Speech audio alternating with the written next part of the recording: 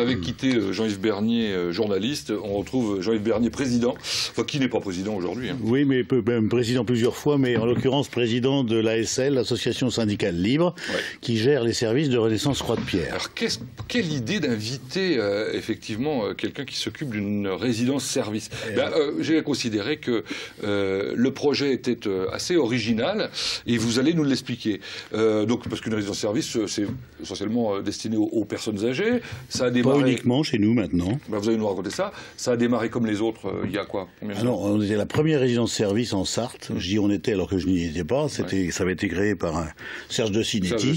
C'était quoi, il y a une vingtaine d'années? Il y a 20 ans environ. Et c'était à l'époque une résidence-service qui avait la réputation de recevoir essentiellement des gens fortunés qui étaient des propriétaires occupants. Bon, et puis ça s'est cassé la figure, il faut bien le dire. C'est pas à ce point-là, mais il y a eu des difficultés assez fortes, à tel point les charges de service étaient très élevées, elles étaient payées plusieurs fois par appartement. Il y a eu des difficultés liées à l'évolution de la législation, c'est-à-dire que en 2004 et 2006, le législateur a prévu des barrières par rapport à ce qui était devenu des gestes médicaux.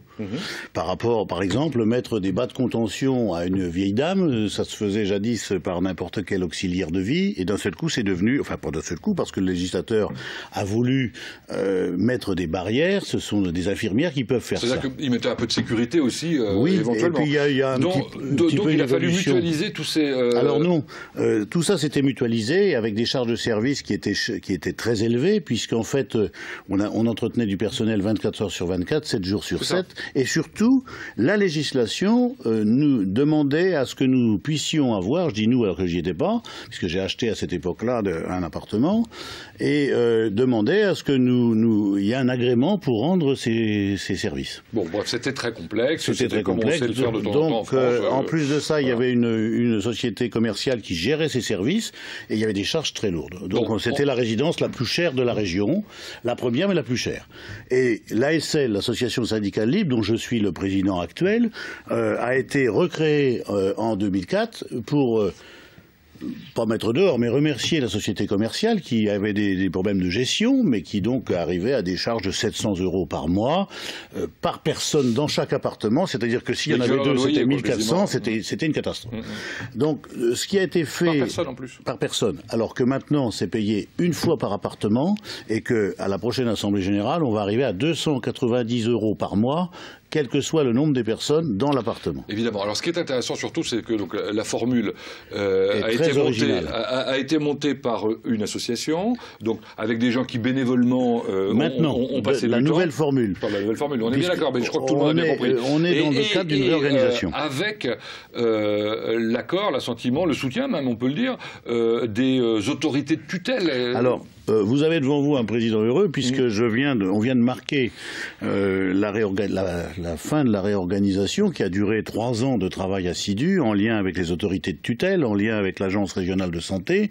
Nous avons travaillé d'arrache-pied avec eux pour être tout à fait conformes aux législations actuelles, et à la fois Jean-Marie Jeuveau, président du Conseil général, et Jean-Claude Boulard, maire du Mans et président de Le Mans Métropole, sont venus ensemble, ce qui n'est pas une mince affaire quelquefois. On est consensuel là-bas. D'ailleurs, on va le voir sur les images, je pense, que je suppose qu'on les aperçoit. Tous avaient envie de marquer le coup par rapport à notre travail de bénévole, puisque nous sommes bénévoles. Si vous êtes là ce soir, c'est parce que cet après-midi, les images ont été faites cet après-midi, il y avait en quelque sorte, alors c'est pas l'inauguration, parce qu'elle existe depuis longtemps, mais on a voulu simplement... La concrétisation, en quelque sorte, de ce on a voulu officialiser notre travail, parce que notre schéma est vraiment très original, puisque les seuls services qui sont rendus sont des services qui n'ont rien à voir avec l'aide à la personne. Tout est externalisé, ce qui permet d'arriver à cette baisse des coûts.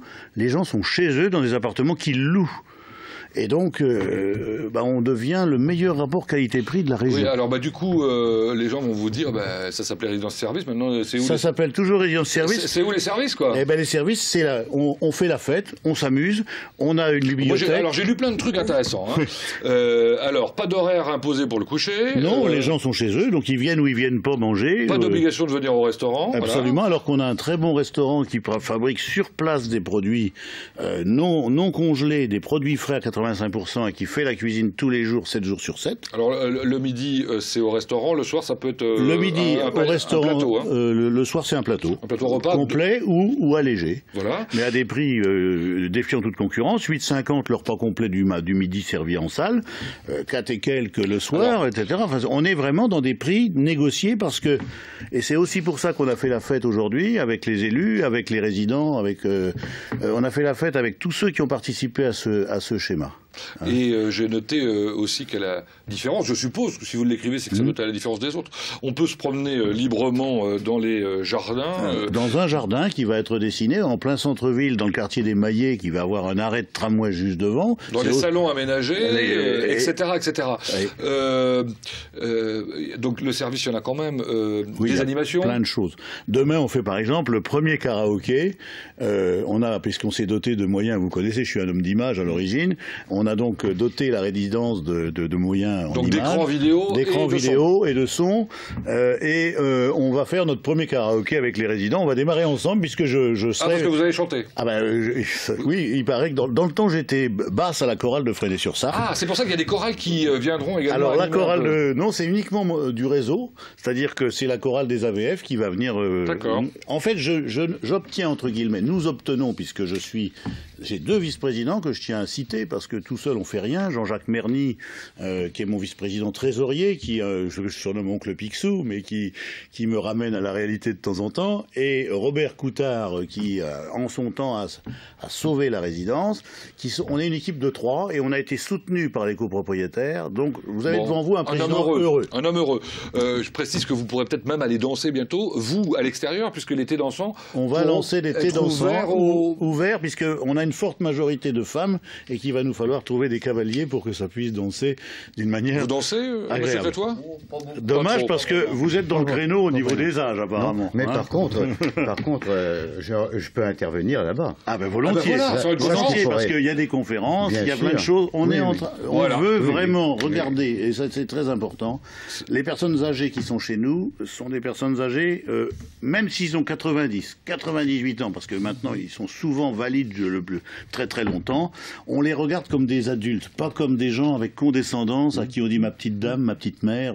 Ils sont totalement libres dans leur domicile. Bon, voilà, c'est un bon vendeur. Hein. Et ils bénéficient de toutes les aides. Vous n'avez pas besoin d'investisseurs, je crois que ça y est, tous les appartements sont pris. Non, il y a des portes ouvertes quand même, puisque maintenant que ça marche bien, demain et après-demain, la résidence est en portes ouvertes et il y a quelques affaires à faire. On n'aura pas tout dit, mais vous aurez découvert probablement l'essentiel et l'originalité de cette opération Renaissance. Croix-de-Pierre, merci Jean-Yves Bernier. Oui. Merci Roger Crétois. Je rappelle...